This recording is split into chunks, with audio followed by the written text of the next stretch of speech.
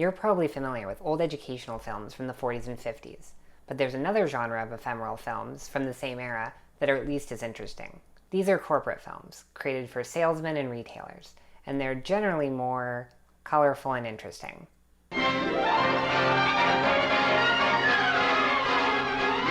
Lanky keeps the water hot, water hot, water hot. Lanky keeps the water hot, morning, noon, or night. It's pretty obvious that these old films reinforce regressive gender roles. I can hardly wait for this dream to come true. Hey, lady, your apron is showing. Better get her into the kitchen quick. So just pointing out instances of that is not the focus of this video. But in watching an unreasonable many hours of these things, for fun, there are some themes that jump out in the films that all play into a larger narrative that many of the films are evoking, relating to feminism and revolution. Just like a man, you give him a break, and you end up in the kitchen baking a cake. But this was a kitchen like none I've seen. Put a card in the slot, and onto the screen pops a picture of just how your dish will look, plus all the ingredients you need to cook.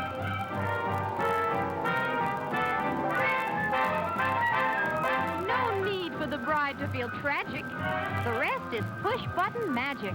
So whether you bake or broil or stew, the Frigidaire kitchen does it all for you. Don't have to be chained to the stove all day. Just set the timer and you're on your way. Tick-tock, tick-tock, I'm free to have fun around the clock. They are creating a narrative that technological progress will remove the tedium of many of the required housewives' tasks of the time.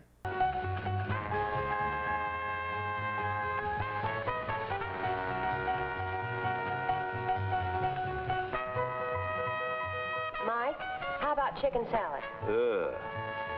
Cheese omelet? Cheeseburger, some French fries, and a nice cold bottle of beer. I'll see. During her career years, she was a teacher of fine arts. Now she's able to continue practicing her crafts because the household demands on her time have been greatly diminished. And this will allow her to access newfound freedoms in her life, like a career, education, hobbies. These are all pretty standard advertising tactics that show up even today. Honey, will you call me Uber, please? I have to hurry. Okay.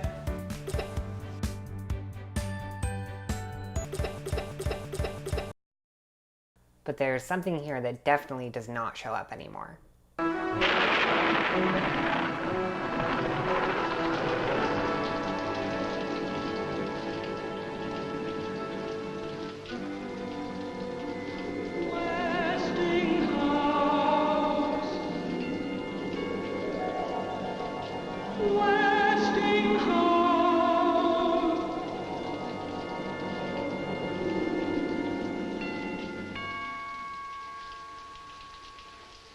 Good morning, madam. I'm the man from the Westinghouse Freedom Fair. They say that Lincoln freed the slaves. With that I disagree. Women have been slaves for years, Till Westinghouse set them free. You don't have to shirk, plenty time to play. If you do your work the Westinghouse way. Westinghouse wasn't the only company that wanted to take some credit for liberating women. H.W. Hoover Sr.'s main thought was to free women from household drudgery. But women had deeper freedoms in mind, like the right to vote.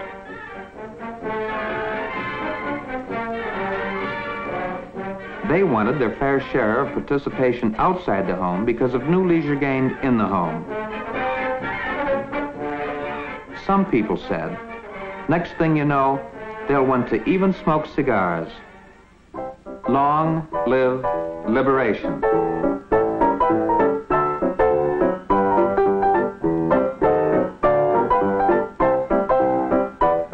Hoover is explicitly saying here, in addition to the fact that the narrator has a smoking fetish, that it was thanks to their vacuums that women had the time to go out and fight for the right to vote.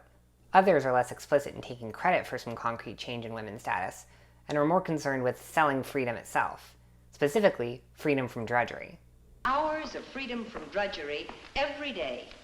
The last stand of real drudgery in the life of the American woman. Scrapbooks are filling as the women of America awaken to the needless drudgery of the old-fashioned kitchen and understand the miracle of the modern kitchen. Oh, freedom from drudgery. Sort of like that. Talk about emancipation. Take the family wash, for instance. Dishes, dishes, 3 times a day. And breathes there a housewife with soul so dead who sometimes to herself has not said, why can't something be done to relieve the monotony of this everyday kitchen chore? Yes, this laborious task of washing dishes is with us, that is the housewife, all the time. Only Iron Right annihilates ironing drudgery. Electric servants can handle the drudgery of kitchen chores for you. Her days of drudgery will be over. Tell the freedom stories. Freedom from defrosting. New cooking freedom. Freedom from dishwashing slavery. Freedom from wash day worries. Freedom from weather worries. Freedom from hot water shortage. Freedom from garbage mess. The 5th freedom, maybe. Freedom from unnecessary drudgery. Freedom to go shopping when the urge hits you, or when there's a sale going on. This phrase is everywhere in these ads.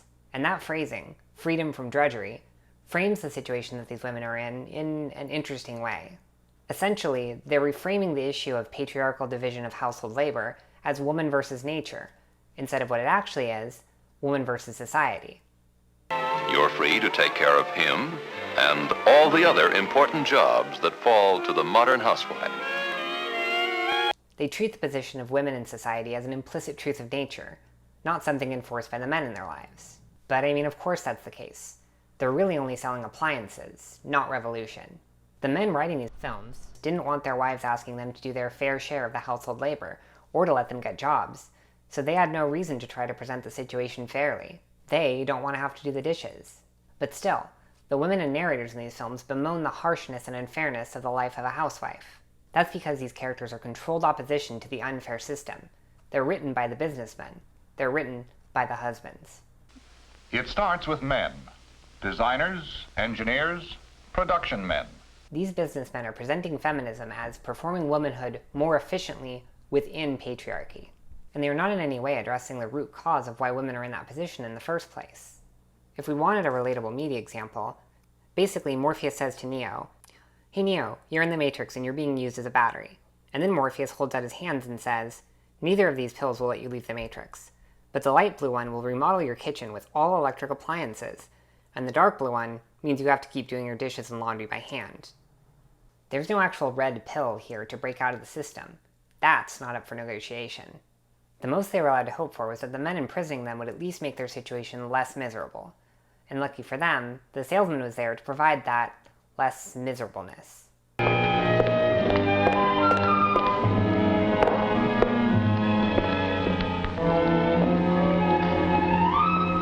This couldn't be, but it was. A kitchenless kitchen. I did what any normal red-blooded American woman would do.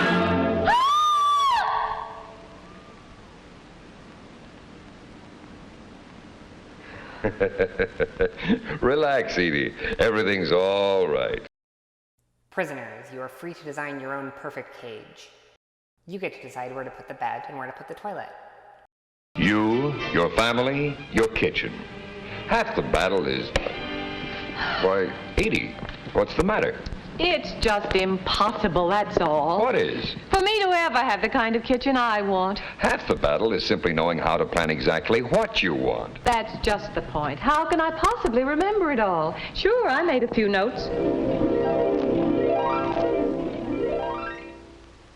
Now even they're gone. And speaking of men, it's also very revealing how these ads tried to get the husband to want to buy the product too.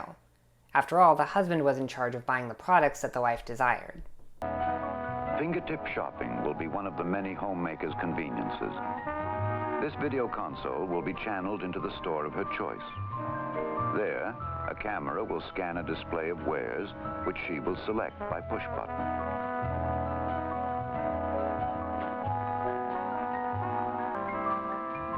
What the wife selects on her console will be paid for by the husband at his counterpart console. All bills and transactions will be carried out electronically. So the salesman needed to convince him too. Some went with a very simplistic appeal. Youth lingers years longer when electricity takes over the tough jobs of housekeeping and there is relief and time for recreation. It'll pay you so many dividends in happiness and convenience. Women retain their youth, charm, and attractiveness when they have kitchens such as these to work in. You want your wife to remain as youthful and charming as she is today? How many years will she have before the job gets her down? Will it take her youth, her good looks, her health? Will it spoil her disposition and finally wear her out? Well, thanks to American industry and America's sales force, her chances are a lot better than those of her grandmother.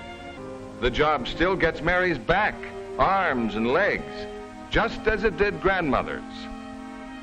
If Mary Jones loses her looks, her health, her disposition, the breakdown is most likely to begin over the ironing board.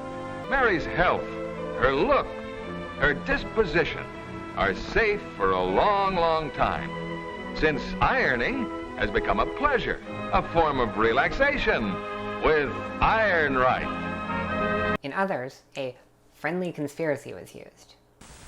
You know, Janie, my girl, this might prove a very fortunate trip for you. Now, just for kicks, don't get too far ahead in your housework. Now, why should you have to lay out everything all nice and ready for George and Jimmy, down to the last egg and can of salmon? Oh, no, I couldn't. I'd have to make things easy for them. After all you've been going through, This might be the awakening for friend George. The big, bright dawn. It might do him a world of good to be left all alone with Jimmy for 2 or 3 days in your kitchen. I have a plan. A plan? Mm-hmm. It's 1,000 to 1, but it might work. Then give. Well, the whole trouble is your mother's. Huh? Well, they just don't understand men. Then what am I doing here? They're using the wrong approach. You've got to let your fathers sell themselves. You mean so they'll think the whole thing is their idea? Exactly. But how? This weekend, we get our mothers up to the lake, and we let the men stay here. And make sure they do the wash. Right. Say, Charlie, I suppose Emmy, Yes, George, just like Clara, week after week. Why? Why not? They kind of deserve it. So let's really surprise them both. You mean the whole works just like this? What do you think, Jim? I think you two birds have been stalling your wives long enough. You can afford to give them a real holiday. Come on! Basically, in all these cases, the men are not convinced by the plight of their wives alone. They have to be tricked into understanding or convinced by the fear that their wives will be less valuable to them as sex objects. And what this means is that the men writing these are essentially admitting they wouldn't buy these products for their wives if they just asked, just for the sake of making them happy. They need the motivation of keeping their wives prettier for longer, or of it being easier if they ever had to do the chores themselves. There is an open admission in this line of thinking that they don't understand their wives' position on this matter. Women. Mortal or goddess? I don't think I'll ever be able to figure them out. At least one thing we can always be sure of about them. They all want Youngstown Kitchen's Jet Tower dishwasher. Therefore, buying these products is generally shown as a selfish act for the husband. And it's really weird for that to appear multiple times when I haven't seen a single example of them saying, you should buy this product because you love your wife, or because you care about her happiness. Like, that seems like a really simple point for a sale. But they don't. And that leads into the idea, pushed by many of these films, that marriage isn't about love. To quote Big Joel's excellent video on the subject, marriage is about the construction of a successful team. And this method of convincing makes a lot of sense in that context. The husbands are not buying these products because they want their wives to have more free time for leisure or for fun. They're doing it to increase their efficiency as part of the mechanical system of marriage. So since we know the liberation they were selling was essentially fake, just a marketing scheme motivated by selfish desires, what does it tell us about the culture of the time that they decided to tie their products to violent revolutions that permanently changed the social order for an entire class of people, like women's suffrage and the abolition of slavery? Why involve somewhat touchy historical subjects like the fact that women had to fight for 60+ years for the right to vote, or, slavery, and then imply that women who don't have your product are still on some level suffering through a situation that resembles those historical injustices. For one, it really drives home the point that the status quo is unacceptable, that if you are without this product, you are enslaved by drudgery. It's also a value proposition. How much would you pay to be freed from slavery or to gain the right to vote? It's a simple, if very tasteless, way to make your product seem supremely desirable rather than just a marginal improvement. If you buy our product, you are participating in a revolutionary act that is literally on the same level as suffrage or abolition. Remember, they made those comparisons, not me. And also in many of these cases, I think the people making these films were okay with being insensitive because most of these films were only ever intended for internal staff, salesmen, and contractors. These were the tactics sent out from the home office. So these ideas would have been explicit for the sales staff and franchise owners, and then the salesmen could wrap them up in innuendo for the actual sale. Yes, you, the salesman, are responsible for these contributions to gracious living, because you have made the housewife realize that the vacuum cleaner cleans better, the refrigerator keeps food safer, the automatic range gives her more freedom from the kitchen, and the home laundry does away with the drudgery of wash day. You have made her conscious of a better way of living. It was assumed that the audience was exclusively white men, because it was. This was essentially locker room talk. And at this point in time, the patriarchy held so many of the cards that they were confident enough to point out a real issue to sell their product as a fake solution. It seems absurdly stupid to do in hindsight, but if history has proven anything, it's that old white men are extremely willing to record their vile words and deeds without a care for where they might end up. And although modern woke advertising and femvertising have tried to evoke social issues and movements to try to sell their products, at least they usually aren't trying to propose their products as a solution to the problems of an oppressed group, all while misrepresenting those problems as just being an inescapable conflict with the natural order. So, that's nice. The feminist movement, which began in 1848, was originally directed against masculine domination.